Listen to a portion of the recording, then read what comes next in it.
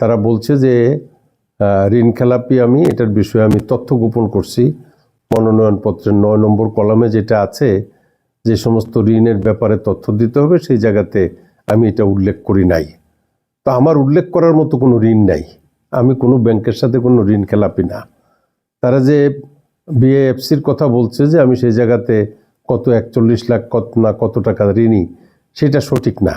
কারণ 2015 সনে এই বিএএফসির ম্যানেজমেন্টের সাথে আলোচনা করে আমি সম্পূর্ণভাবে আমার ঋণ তাদের কাছে পরিশোধ করে দিয়েছি এবং ফুল অ্যান্ড ফাইনাল সেটেলমেন্ট হিসাবে তারা আমার কাছ থেকে সেটার টাকা নিচ্ছে।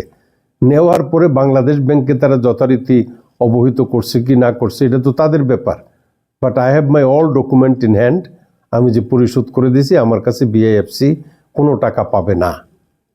তারপরে আর আইএফআইসি ব্যাংকের কথা বলছে যে আমি গ্যারান্টার ছিলাম 62 লাখ টাকার, সেটা ওই বাংলাদেশ ব্যাংকের যে সিআইবি রিপোর্টে আছে, সেটাও সঠিক না।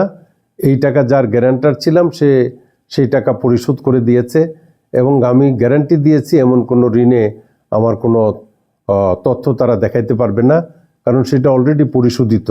কিন্তু বাংলাদেশ ব্যাংকের কাছে হয়তো রেসপেক্টিভ ব্যাংক যথাসময়ে ইনফর্ম করে নাই, সেই কারণে তারা সেই তথ্য হয়তো পরিবেশন করে থাকতে পারে, সেটা আমার নলেজে নাই। আর দ্বিতীয়ত, এই সিআইবি রিপোর্টে কার ব্যাপারে কি আছে না আছে এটা কোনো ব্যক্তির জানার ব্যাপার না, কারণ এটা একটা গোপনীয় বিষয়, সেটা তারা জানতে পারে।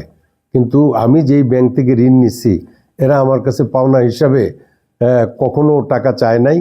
2015 সনের পর থেকে এই পর্যন্ত তাদের কাছে ফুললি আমি পেমেন্ট করে দিছি। তারপরে যদি ব্যাংক কোনো তথ্য তাদের কাছে সরবরাহ না করে গোপন করে থাকে, এটা সেই বিআইএফসির ব্যাপার বা ব্যাংকের ব্যাপার, এটা আমার কোনো বিষয় না।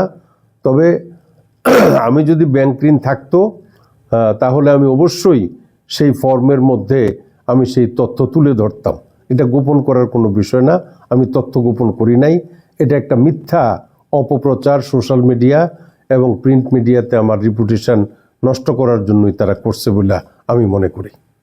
এটা কারা করতে পারে, আপনার প্রতিপক্ষরা নাকি অন্য কেউ? কোনো ওইটা জানি না, প্রতিপক্ষরা করছে বা অন্য কেউ কি করছে না করছে সেই ব্যাপারে জানি না। কারণ মনোনয়নপত্র বাছাই হয়েছে, আমার মনোনয়নপত্র বৈধ হিসাবে ঘোষণা হয়েছে। তারপরে মনোনয়নপত্র বাছাইয়ের পর আমার বিরুদ্ধে যদি কারো কোনো ব্যাংক বা কারো কোনো অভিযোগ থাকতো, তাহলে 5 তারিখ থেকে 11 তারিখের মধ্যে সেই অভিযোগটা নির্বাচন কমিশনে করত।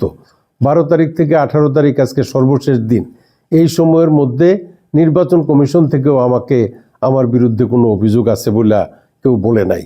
কিন্তু টেলিভিশন বাংলাদেশ ব্যাংকের একটা সিআইবি রিপোর্টের উপর ভিত্তি করে যেই সংবাদটা পরিবেশন করছে, এটা সত্য নয়, এটা একটা অসত্য সংবাদ পরিবেশন করে আমার ভাবমূর্তি নষ্ট করছে। এই সংবাদ প্রচারের আগে আপনার একটা মন্তব্য নেওয়ার নিয়ম ছিল, সেই নিয়ম কি তারা রক্ষা করছে? না, আমার কোনো মন্তব্য নেয় নাই, কোনো নিয়ম রক্ষা করে নাই।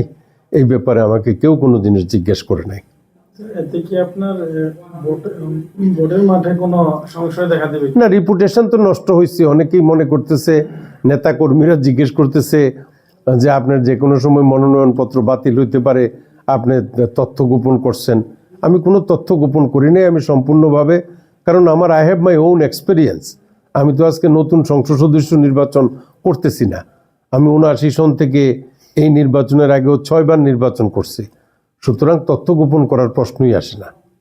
স্যার, এই যে মনোনয়নপত্র যে কোনো মুহূর্তে বাতিল হয়ে যেতে পারে, এই খবরটা সোশ্যাল মিডিয়ায় প্রচারের পরে নেতাকর্মীদের মধ্যে একটা সংশয়ের জায়গা তৈরি হয়েছে। আপনি আপনার নেতাকর্মীদের উদ্দেশ্যে আসলে কি বলবেন? আমি নেতাকর্মীদের উদ্দেশ্যে বলবো যে এই জাতীয় কোনো ঋণ খেলাপি আমি না। এমন কোনো বিষয় নাই যেই তথ্য আমি আমার মনোনয়নপত্র ফর্ম পূরণ করতে গিয়ে গোপন করছি। সুতরাং এরা যেটা বলছে এটা অনুমান ভিত্তিক কথাবার্তা বললে সবাইকে বিভ্রান্ত করার চেষ্টা করছে। সুতরাং আমার নেতাকর্মীরা শঙ্কিত হওয়ার কোনো কারণ নাই।